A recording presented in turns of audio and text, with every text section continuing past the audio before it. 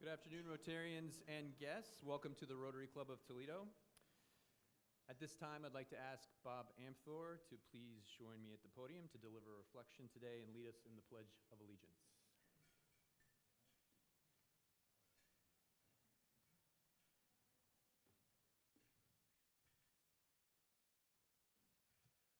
Let us pray. Lord, you have made a beautiful creation, including our community and the Maumee River winding through it. You have blessed each of us with unique gifts and talents. Let each of us use our gifts and talents to better our community through the collective power of Rotary and through our individual efforts each day. In your name we pray, amen. Join me in the Pledge of Allegiance. I pledge allegiance to the flag of the United States of America and to the republic for which it stands, one nation, under God, indivisible, with liberty and justice for all. Thank you, Bob. As we begin our meeting today, I'd like to thank this month's sponsor, Impact Employment Solutions, for sponsoring the club this month, and of Rotarian Gary Murphy. Thanks, Murph.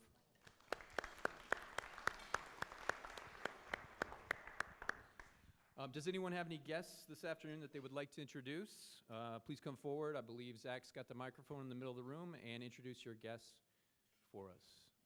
President Scott, this is my friend, Kim Bueller. She's the annual giving manager at Toledo School for the Arts, and she's also a local jazz artist, and if you haven't heard her, you're missing out. Welcome, Kim. Hello, fellow Rotarians. I have a lot of guests here, so I'm going to tell them that they can sit at the table and they just stand up as I call their name. I have Phil Barone Jr. over there. Yes, he's from the restaurant family in town, Rosie's. He works for New Heights Recovery Center, which is in Columbus, Drug and Alcohol Treatment Center. Next to him, to his left, I have Corey Deming. He works for Directions Credit Union. He's the Vice President of Commercial Lending. Corey's a great guy. To his left, I have Nick Amarine. He does professional photography in here in Toledo. If you need your headshots done for your company, Nick's a phenomenal person. Next to that, I have Brandy Billing. She works for a nonprofit called LifeWise Academy. It helps kids with getting like Christian-based stuff and God-based stuff, so it's very, very good. To that, the other side, that's Anastasia Ortiz. She works for Humbly Rooted. It's a PR company locally. She's just getting started, and she's also in her master's at UT. To her right is Justin Crank, who works for the Sound of Recovery and Challenge Day. He works with kids in early problems with mental health and substance abuse. And then to his right is Jeffrey Streeter, who works for UTMC, who works for the SUD program. Thank you. Thank you. Thank you very much. Welcome. Welcome all. Hello, everyone. I am Allison Hammonds, and I have a guest here, Caden Zachrich. He is our summer intern with us currently this year. Great. Welcome, Cadence.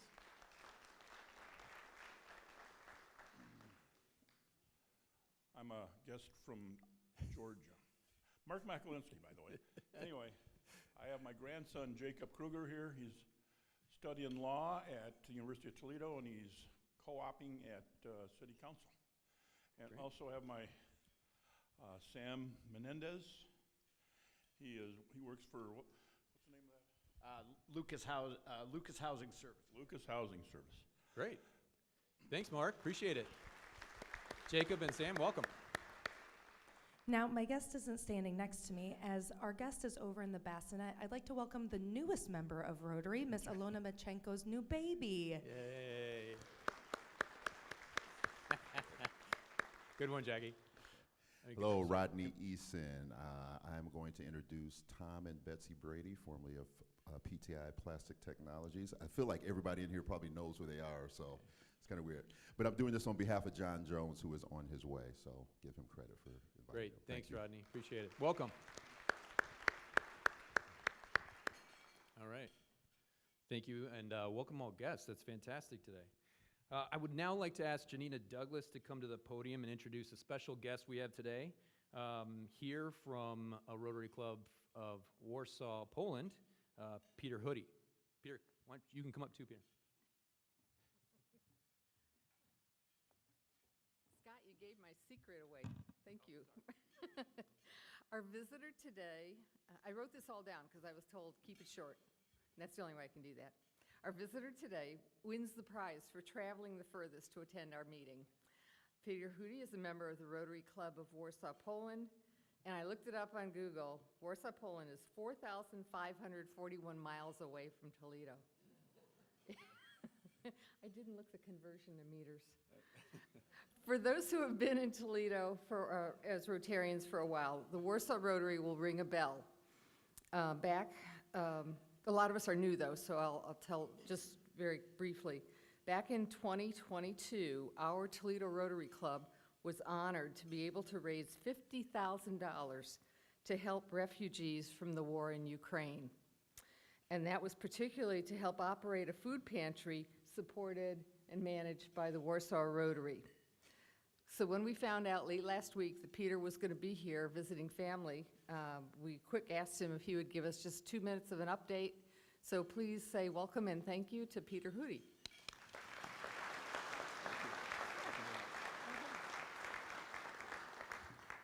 Well, it's a great honor to be here, and I'd like to thank everybody from this club for making a huge, huge difference, a huge contribution that your club, that the district had a couple of years ago when the war started in Ukraine. Poland received more than 1.5 million refugees. You can imagine the trains, the stations were just full of refugees coming in. Most of them were women and children, and who were looking for a place to stay. And so, and Poland opened up its arms, really. The support that was given to the Ukrainians was just enormous, and still there. I mean, we still have more than 1.5 million of these refugees living with us, who still need support.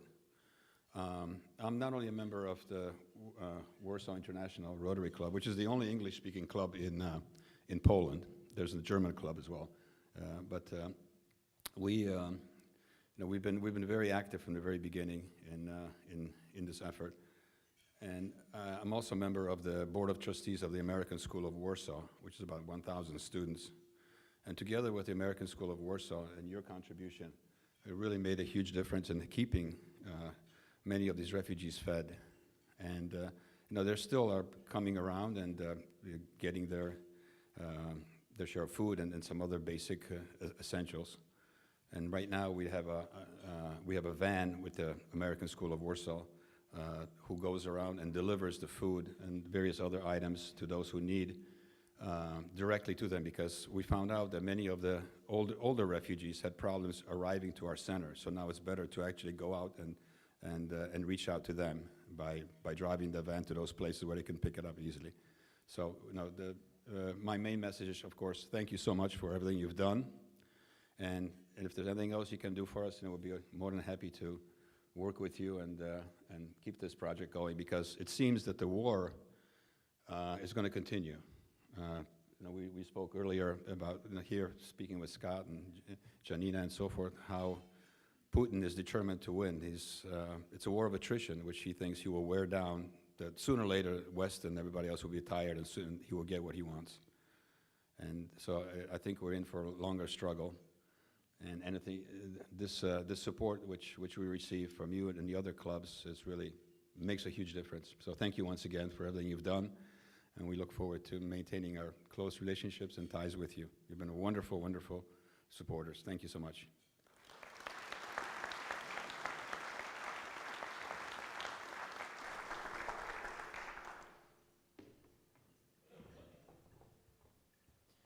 Thank you, Peter. We appreciate it. Thank you, Janina.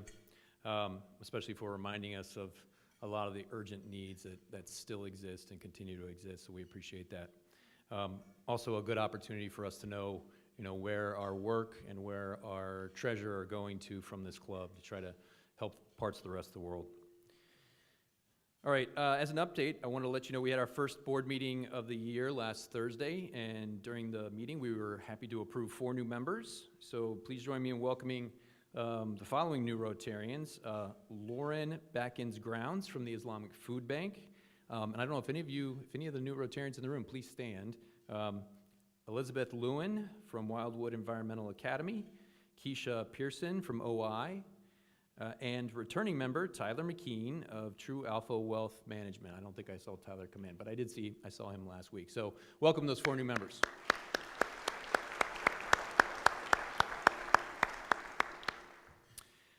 All right, today's program. Today's speaker is Dean Davis. He is a local artist, well known for his work on the grain silos along the Maumee River. And Dean spent the better part of his adult life, well, he's in the military. He was telling me that in the Navy. He's a veteran. Thank you for your service, Dean. And he also worked at CSX, the railroad, for about 16 years. But his passion since he was a young child has always been art. And Dean's studio is in downtown Toledo, where the old PJ's Deli was located on Madison. And we're pleased to have him with us today to talk about the River Gallery project. Dean, please come up today. Thank you.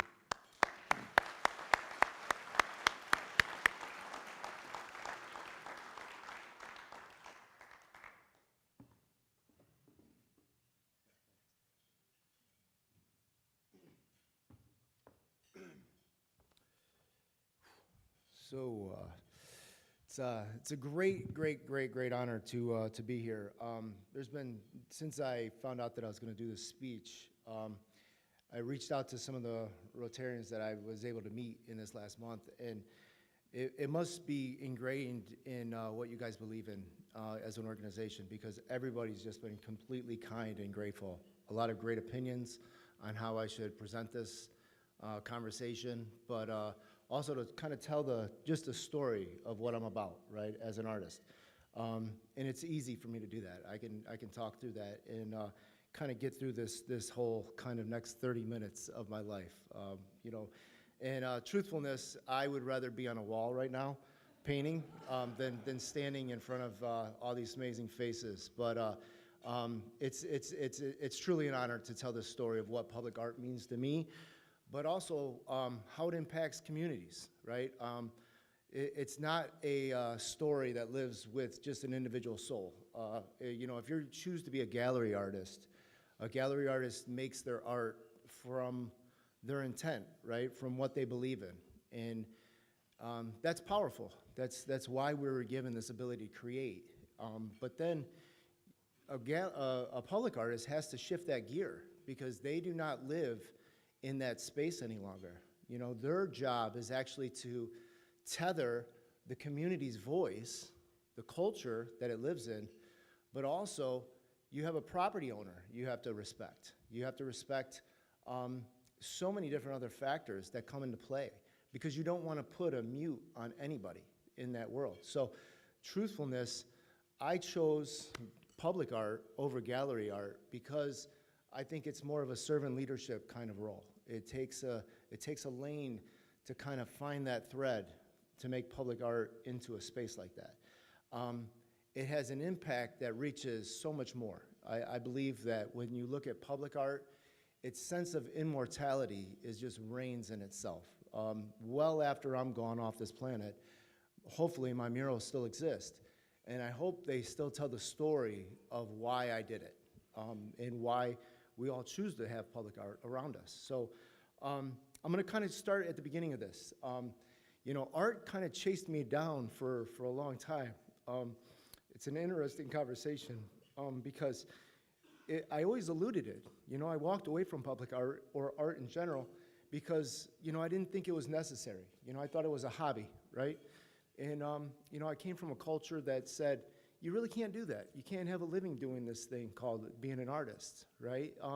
Toledo is a perfect size of a city, but we have a lot of factories here, right? We have a lot of places where creativity isn't necessarily the statement that you want to have as an employee. You know, you don't want to think outside the box. You want to throw a screw into a board or build a dashboard, for instance, right? So, you know, public art, being an artist isn't really in the DNA sometimes. So I kind of walked away from it. You know, I led different paths.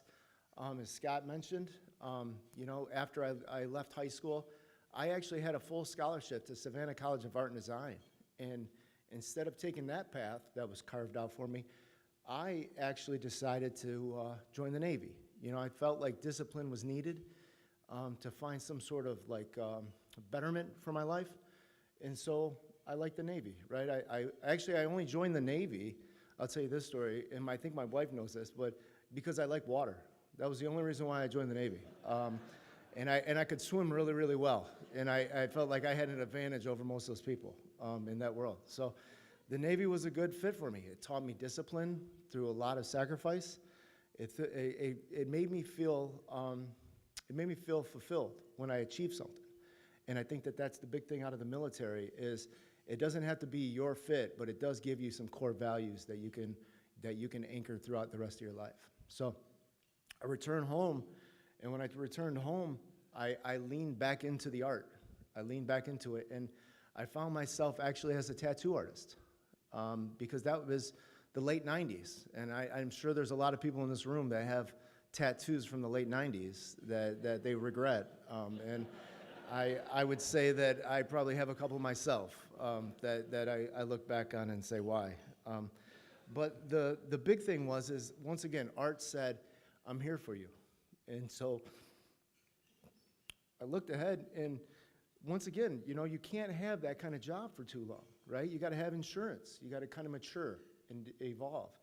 And so I found myself joining the railroad. And for 16 long years, I walked away from art. And I made myself learn that this is a sacrifice worthy of it, right? But then the world came together for me and said, you can't do this. You've got to be an artist. And so I trained myself back, and this was right around COVID, right? And COVID taught everybody, hey, this is a small bandwidth, we're here. So you better do something you love. And that's when, actually, I found myself doing the one thing, let me see if I can get this to work, right? This project, right? Which is, everyone understands what this one is, right? And so I said, I'm going to sharpen my teeth with the largest mural in the world. Or I thought it was the world. It's actually just the nation. But for me, it's the largest thing in the world, right? And I found out that I was really good at what I was doing. And I could understand this thing called doing murals. But it's still at this point, I didn't understand the impact of what public art was. I just thought, you know what? We're going to make this beautiful wall a little bit more creative, right? And I was able to reach out to the artist instead of fighting it. And I found myself actually being really good at it, and they trusted me. The artists on this project trusted me to actually achieve this amazing piece of art. And so I learned a lot. I learned how to work with, businesses that sponsor this thing. I learned how to work with the artist as well. I was simply, an installer, so to say, but the team of artists that did this, right, this wasn't just me. The team of artists that pulled this off, we discovered what magic was. And that was finding a group of people that put their ego down and they carried this project for 2 years to get it to the finish line. And now we have something that lands on a national level. We have something here. And so for years, this was 5 years ago that this adventure started for me in this path. And it's been just a remarkable journey. But for 5 years, I really wanted to see what this public art game was, right? Like, how does it impact these communities that it lives in, right? How can it change? How can development and developers lean in on this thing to increase their return on investment? And it all made sense. It started to all come together when I started seeing projects like this come together. Over in Ostrich Town, we seen an old neighborhood find a voice again. And, I got to ask one question real quick. Does anybody understand why they called that Ostrich Town? Is there a room here? Nope, you're not allowed. Is there anybody that knows the core behind this one? Please. Please, sir. Oh, thank you so much, sir. Thank you so much. We took something small, right? They took a small element that lived in that community and they drove it home, right? And it's been an honor to work with the development team over there. I think the big thing is they had the Westminster Church that lives in its footprint, but also they worked great together with the community. The Greek Orthodox Church, they have a stay in what's going on over there. You know, Joe and his team has just been incredible. But I've seen it from a development standpoint, how important it is for public art to exist. To activate these spaces, you must have public art. It's no other way about it. And so I look at it and I say, what other ways does public art affect things? And one of the things that I was drawn to was when this mural was put on my lap. And, you know, obviously it's a controversial one, but it's a healing one as well. Because the family members that this mural lives with, they understand and they can kind of like hit a pressure valve when those days get too tough. And this is more of a personal mural, but it also lives in a community that has embraced it. So that's one that I wanted to kind of share with you all. But this one that I'm going to show you, this is another piece of public art that lives over on Jackman. And the tough thing about this is this is a kind of a controversial conversation. It was narrated by an amazing lawyer that lived in town, Pete, and I'm going to tear his name up if I try, so please don't make me. But to put a mural like this on a police athletic league building that has an understanding and a statement that says peace kind of has its own kind of importance in it. But also, the reason why I designed it with two hands is because I believe peace has an element of fairness, right? It's not that one overtakes the other. It's about a deal that was made, kind of a transition. And that's why that one is so important. But one of the big things that takes away is the color palette, right? We put this piece, this amazing piece of artwork, it lives in an area that is completely kind of like ran down. It's industrialized, right? You got a Jeep facility, it lives in its back door. And if you just drive down to Manhattan Avenue, it stands out.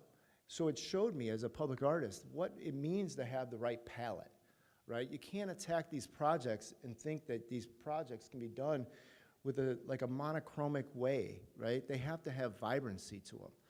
And so we kind of had an epiphany. I had an epiphany with that. Like, okay, these things matter with public art. They'll be taken away the right way. And so that led me to kind of move forward, and I had a chance to work with the Metro Parks. So during this journey, I'm starting to tie all these pieces together, working with amazing organizations in the community that are doing uplifting things, but also understanding that the community has the voice more than anything. They hold the cards. And so when this project came together, this one lives obviously on the trail, right, down by Detroit Avenue, but it is such an interesting beacon for people. And we just finished this last year, and the story behind it lives on both sides of the road as you travel. The birds in the background are actually flying in the same pattern that you travel in. However, and nobody knows this, but the birds that are red are actually flying towards Toledo. And that's a sense of harvest, right? I want them to fly in. And that's the healingness that I like to see from that. On the other side of the road, actually, the birds are blue, meaning that you're flying away. You're taking off, right? And that's why I kind of chose that world, right? And I've learned that you can kind of put these little subtle twists to the mural and add kind of like a layer of it that gives more of an impact as you hear it, right, from the artist's point of view. But at no given time am I wrong and you're right, or the other way around. It's just artwork, and that's what makes it so impactful. The fact is, it's a level playing field. Everybody's answer is right, and that's what I take away when I see public art. We talked about social issues, right? These are topics that come up in public art or want to be entertained when we think about putting a mural up.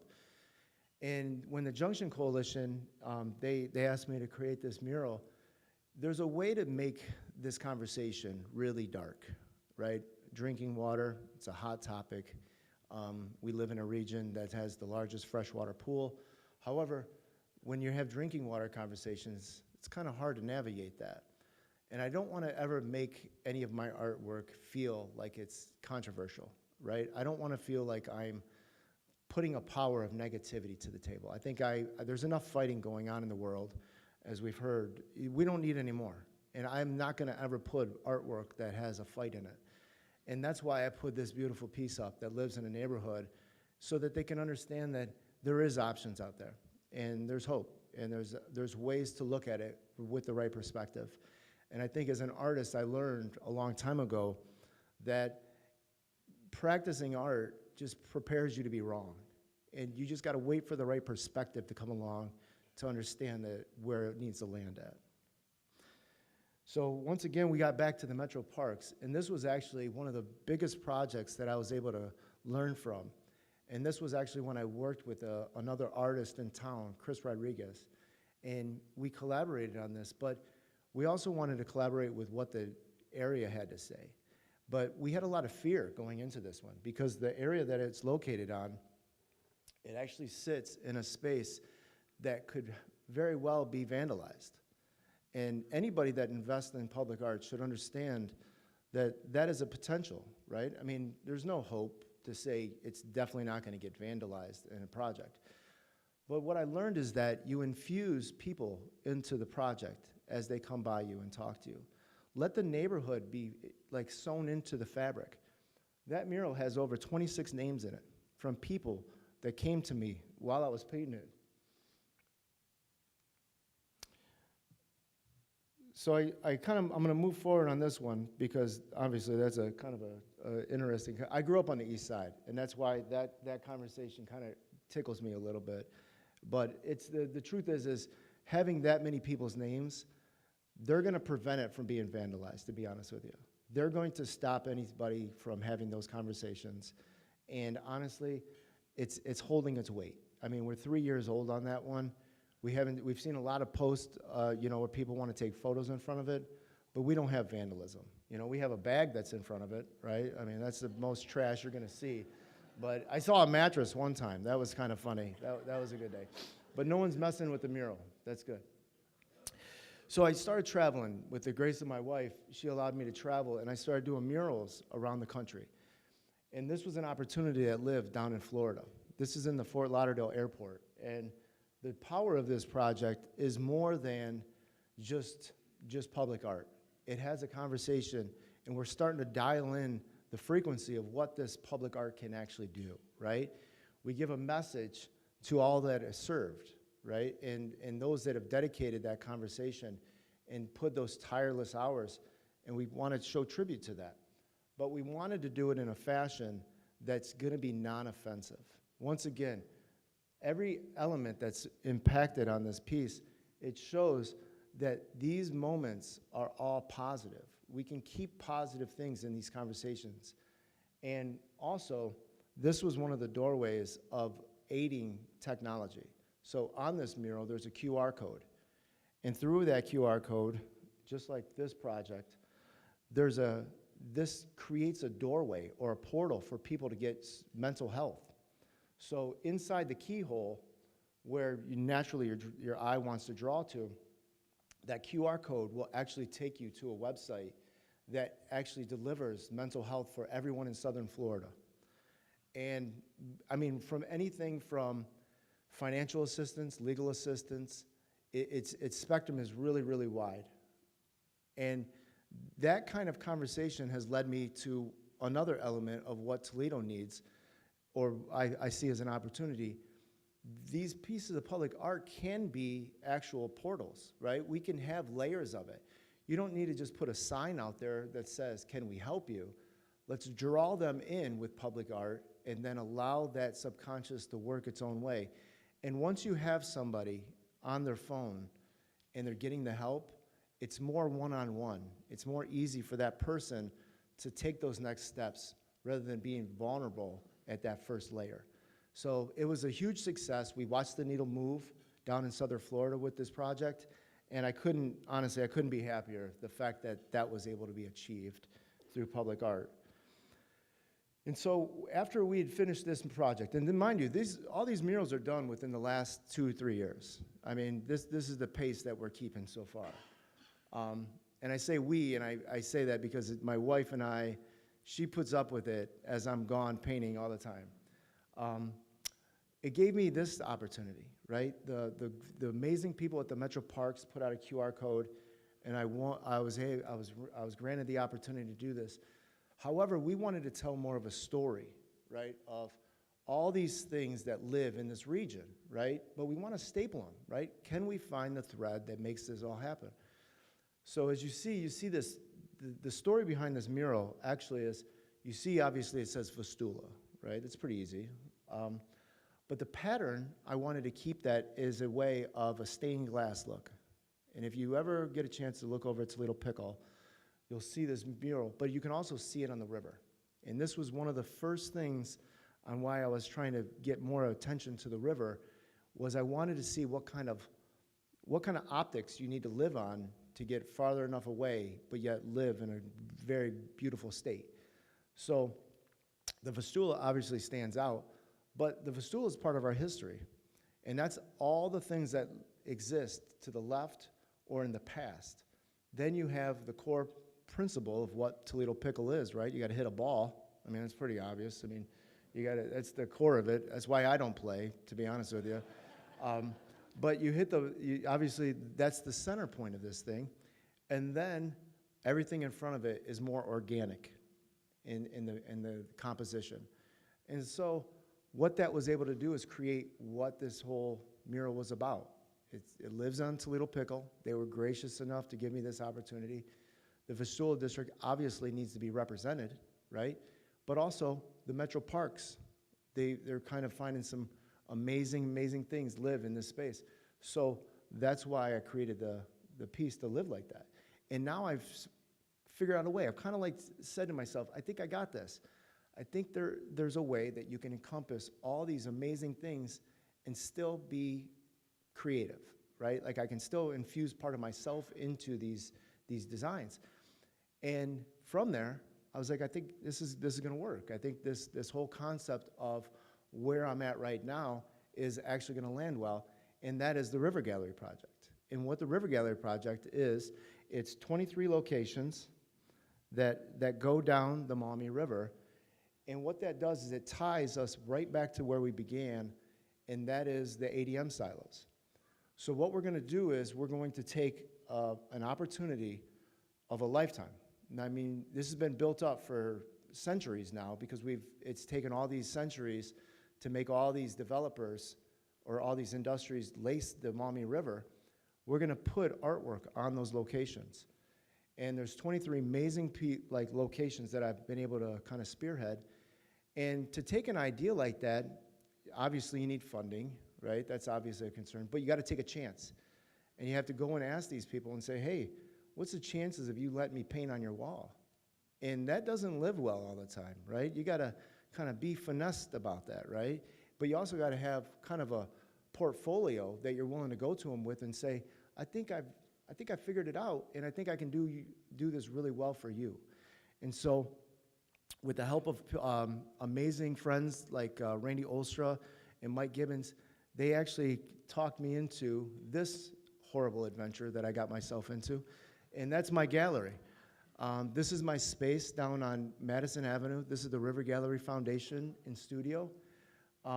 It makes it serious, right? I'm not just in my garage and I'm asking donors to say, hey, give me some money while I'm staying in my garage. I put my money where my mouth was. You know, I invested a tremendous amount of money to get this up to this stage, but it also gives a home for the River Gallery Project. And then I was able to, at the same time, as I was finishing that project, I put my money where my mouth was again, and I did this project out of the grace of my heart. This project was, it was a lot of paint.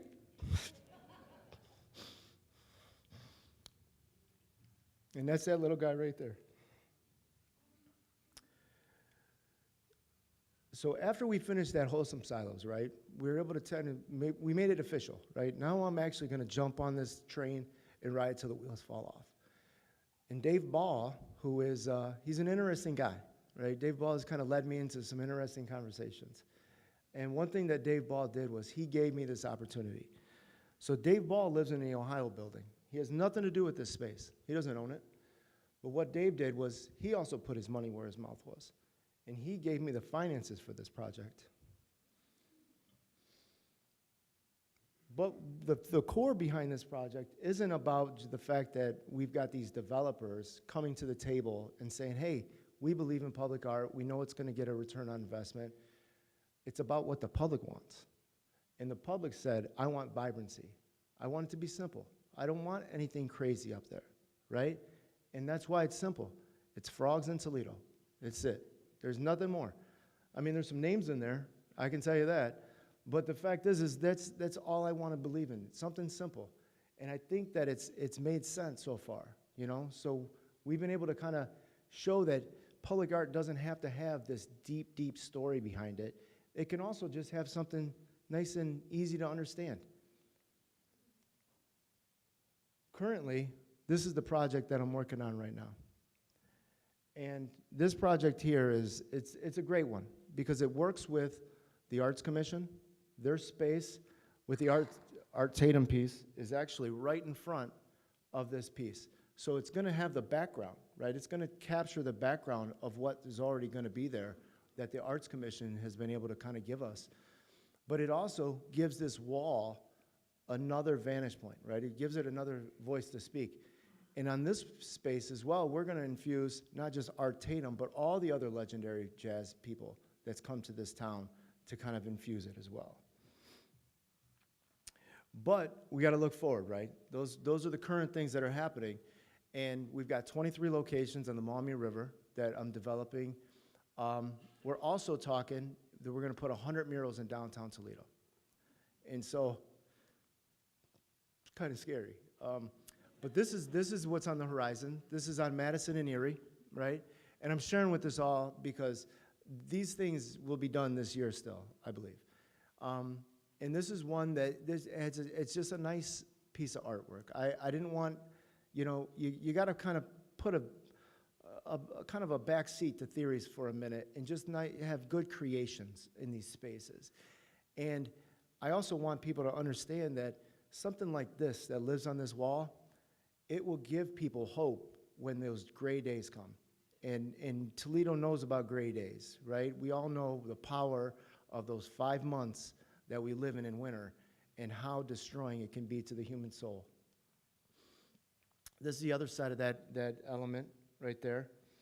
And so, you know, these are ways that activate building spaces that are just cold, right? They just live in a kind of a I don't know, a muted way.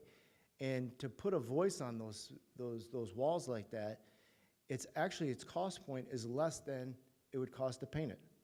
You know, we can keep this project like this at such a fair price point that it's understandable, right, from a development standpoint. It's understandable from a maintenance standpoint.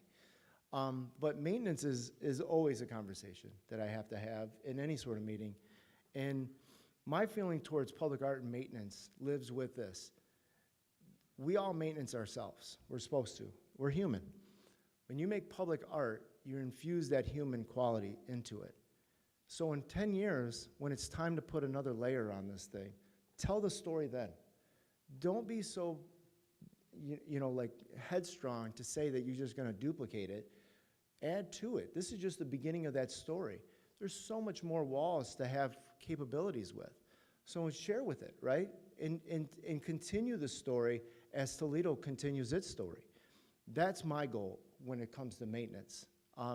And why not? I mean, it's easy. It's part of the plan. You have to maintenance these things. So let's make it a fun opportunity. This project here, one of the fun things about this project is this project obviously works with probably one of the hardest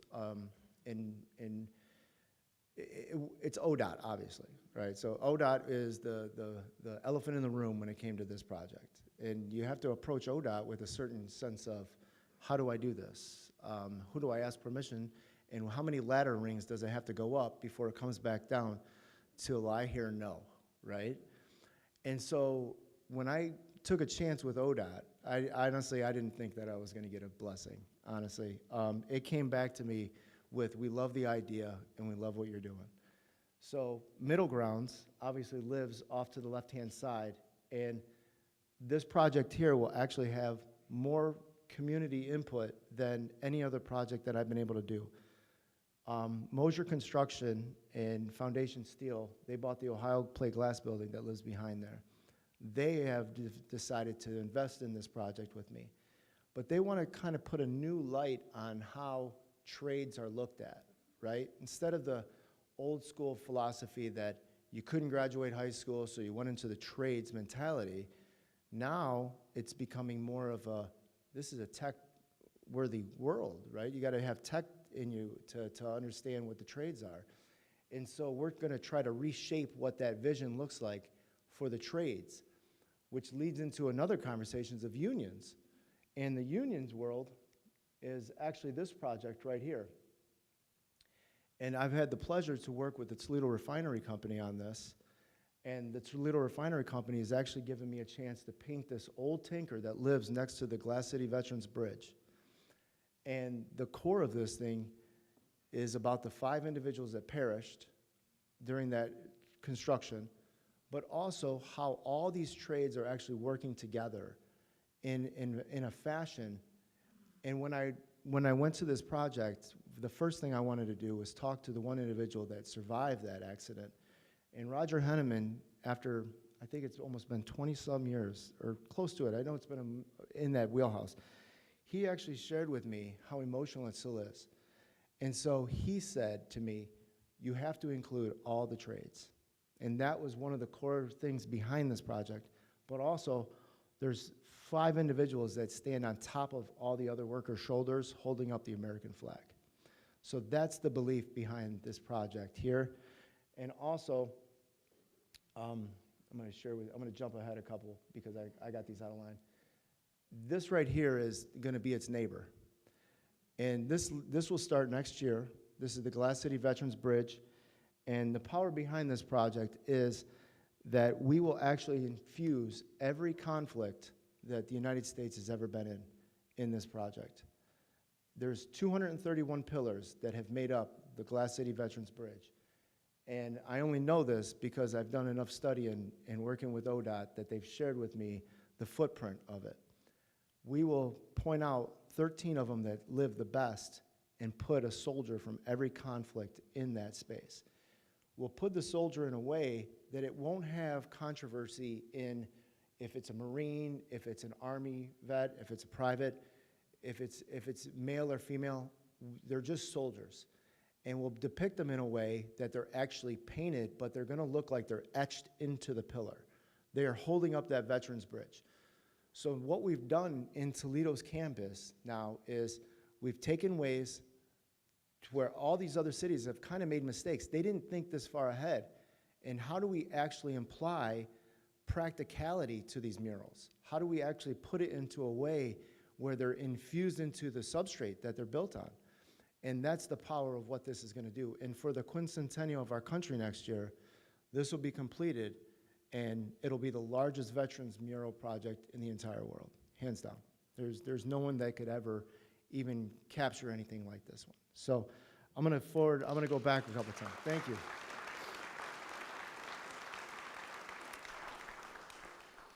So this project here, Randy Olstra, this was one of his kind of like thoughts. And this is where, as an artist, in the position that I want to stay in, it is not to overshadow these projects.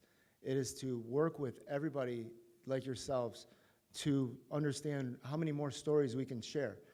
One of the things that Randy wanted to do was almost like the top 10 recipes of what makes Toledo so great. And from a developer that comes through this town, they can just point this out. They can see it quickly, and they can be infused into it.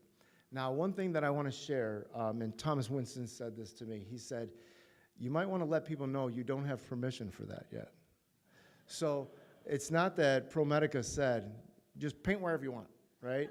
They actually don't even know that I'm going to do this one yet. So if someone shares that, I hope I'm not getting any legal troubles yet. But if anybody knows how fast I can paint, I could probably get it done before their lawyers know about it. This project here will give us an opportunity from a river standpoint to put just those top trophies, right? The things that have been staples in the Toledo region in a way that just lives really well on its wall space. And I think it's good. I think Randy hit the mark on it with the way that it's kind of designed. And I'm really praying that it finds a lane in itself. This is, I will share with you, this is my white whale in Toledo. This is the AT&T building.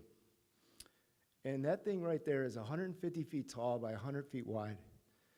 And the conversation started with a gentleman that wanted me to paint John Lewis on a wall, right? But how do you paint John Lewis in a way that has more of an uplifting conversation, right? Civil rights is a tough one, right? I'm never gonna say that I know it, but I can say I can depict it in a fashion that shows Lady Justice with her scales, with these bills rolling off of it that are transforming into doves, into John Lewis's ideas. And I think that that's a fair way to start the conversation, right? And from there, I would entertain anybody's ability to help me grow it, right? How do I make it better, right? I'm willing to hear those words. And there's a space out there for that. So, but like I said, that's my white whale. I think I'll retire and put up my paintbrushes when I get to this wall space.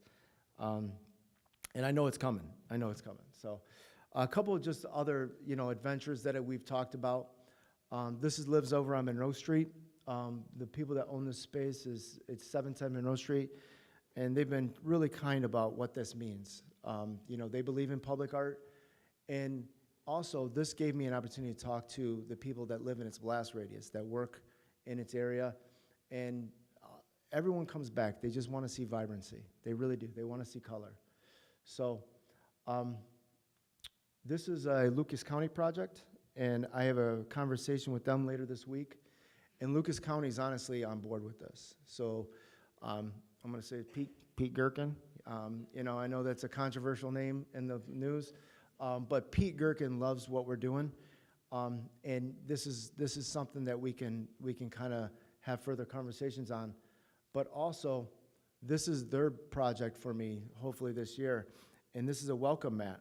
So when developers come to Toledo, this is what they're going to be kind of hit by right off the rip, off of Washington Street. So that's 1301 Washington. I kind of cropped it to where it's kind of hard to read.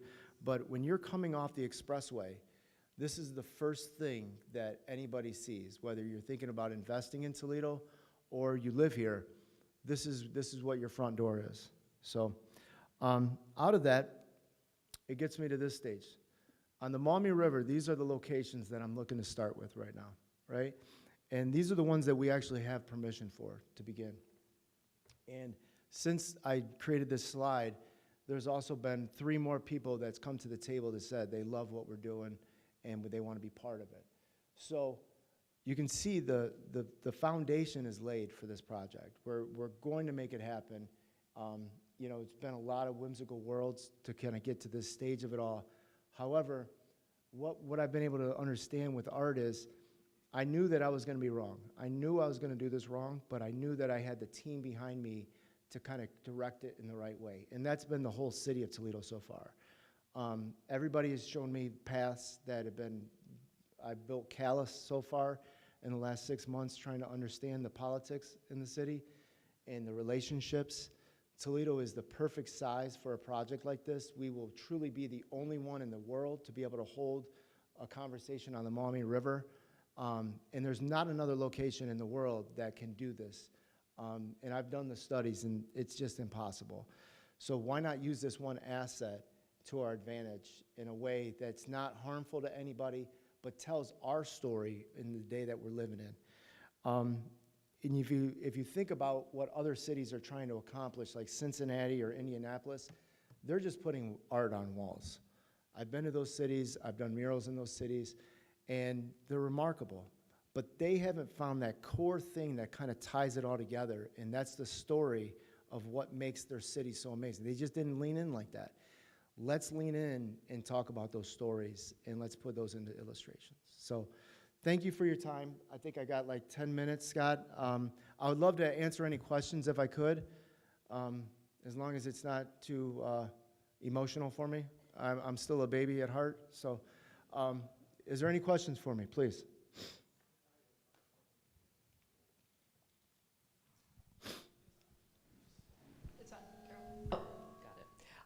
It was very interesting that you talked about buildings, living in a location, and art living somewhere. Yeah. Could you just talk about your concept of these things living? That's a beautiful question. So once my heart says that when a human puts something attached to it, right, it becomes living, right? We can make these things living.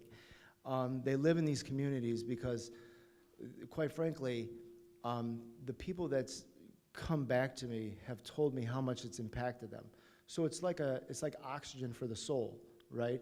And when you put artwork on buildings like this, deep down inside, you will never know how many people it impacts. It's the most incredible feature of public art.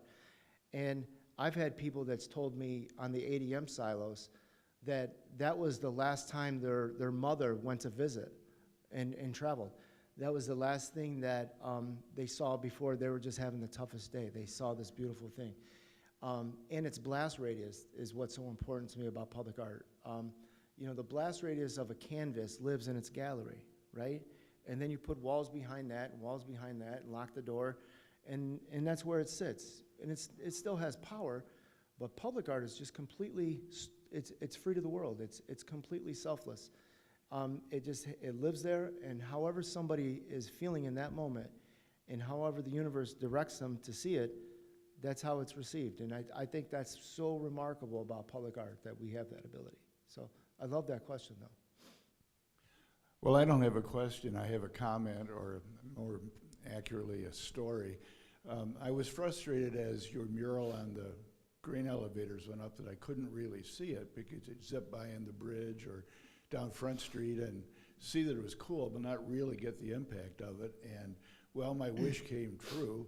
I was on a cruise on the Arowana, and we got stuck when they closed the bridge and anchored off of the grain elevators for 2 hours. Oh, there you go. And that's a good one. It was a beautiful summer night, and as the sun went down, the colors came alive. And what really struck me was how monumental it is. I mean, it was like being in Egypt and seeing the huge towers, and the colors glowed, and you could sense what the power of nature and the people you were trying to convey.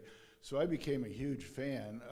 If you want to see it, I can't recommend that that's the best way to do it. But that would be a tough one. It was very impactful, so I yeah. love what you're doing, and thank you very much. Well, thank you so much for that comment. And it's funny, I have a photo when we were putting together that I was we were projecting the portraits that evening. And I'll never forget this. It was dark, and I'm 100 foot over the water, and it was just completely, no one's ever stood where I was standing in that moment in time, or ever, to say that. And I just will never forget looking down at the magnitude of that mural piece. And it was just amazing to even me at that time. Then I'd seen it for almost a year up to then, and I'd never seen it from that perspective. So thank you for that share, sir, seriously. You mentioned the 10-year, I guess, life or maintenance. Yeah. Could you comment a little more on that? Because how do Please. you maintain the beauty and the freshness of that going out, 10 years? So that's an incredible question. So when any mural is done, it's based on its prep. That should be its core belief, right? We have to have a strong foundation on any building, and murals are the same way. You've got to have a good prep job on these murals. So moving forward, they'll be all done with a certain kind of like system that it's done with a accuracy. Our technology now in paint is just insane. And I use that word because they put certain restrictions on. I've heard lawyer talk that says that it could last up to 30 years, right? If it's done in a laboratory under controlled environments and special application. But the fact is what these acrylics and latexes are doing.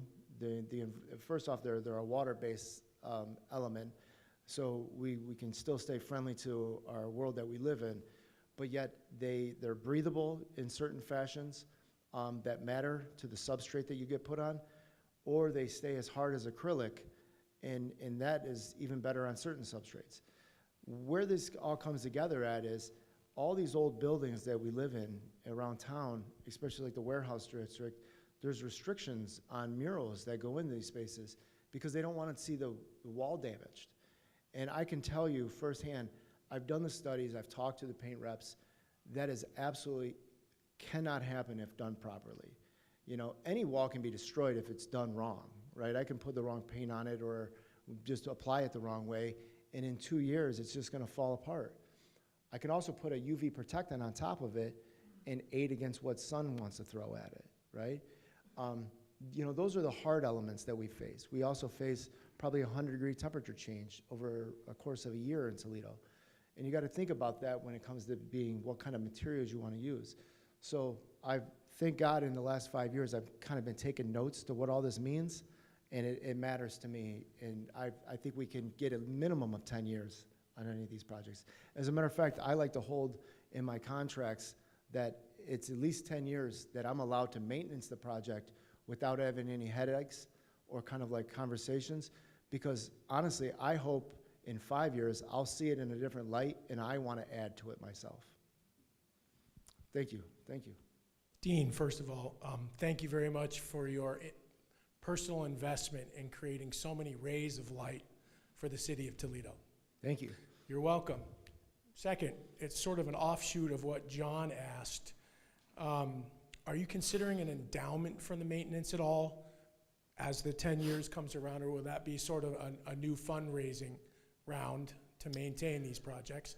And then lastly, did you know that Steubenville, Ohio is known as the city of murals, but you're gonna blow it away with this project? They don't got a chance in Hello against what we're doing. You know, to be fair with them, they can keep their dumb name. Their name is dumb.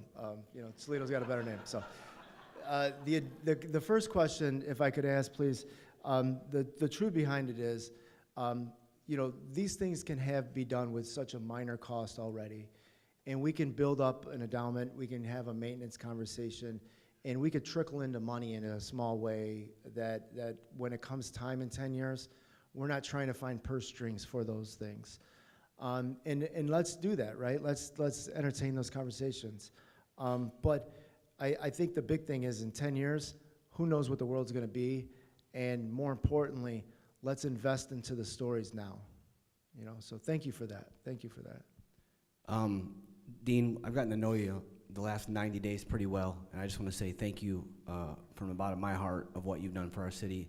And the big thing is, if you haven't got to know Dean, he's one of the most passionate, caring, loving father, husband, guy that I've ever met. And him and I have had what I call it our therapy sessions, where him and I sit together and just talk about life, because the amount of work that man has on his shoulders in our city is monumental, that you carry that load by yourself and you have other people help you. So again, I just want to give you kudos, man. Well, and thanks for today, seriously. No, blessing. Thank you. Thank you, John.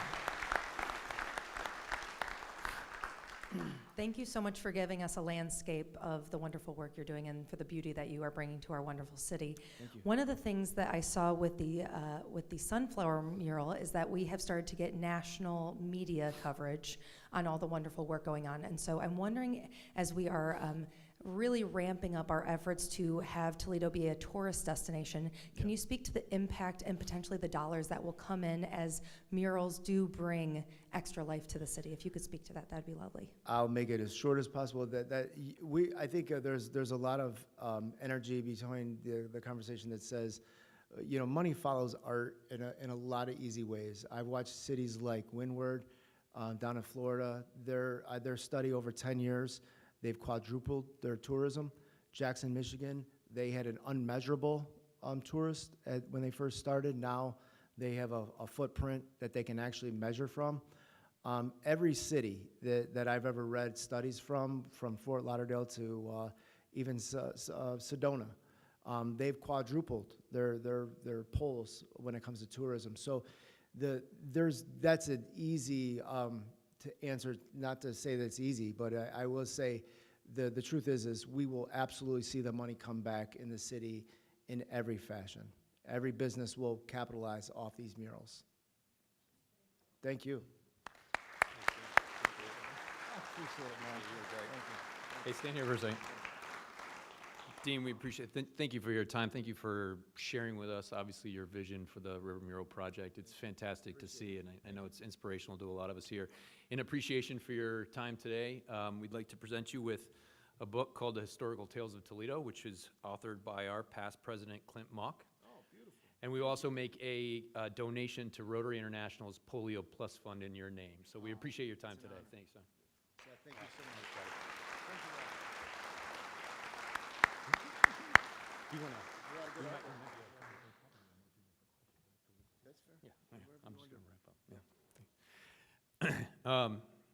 All right, so we appreciate that today, and join us next Monday. Keep things moving here. July 28th. We are, yeah, right. Where are we? July 28th. Tim Tagey will be here to join us from the Site Center, and he's the executive director. July is also Disability Pride Month, and he will share a bit about his story with us, as well as the work they do there at the center.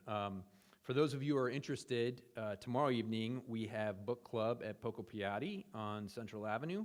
So get in touch with Rotarian Mari Davies if you're interested in that. There are 2 committee meetings today. Finance Committee will be meeting in Summit A, and Peace Committee will be meeting just outside in the seating area outside of Summit A, since it sounds like things are full today. Thank you very much for the visitors who came to the meeting today. We appreciate your time. And please go out and unite some folks for good. Appreciate it. We are adjourned.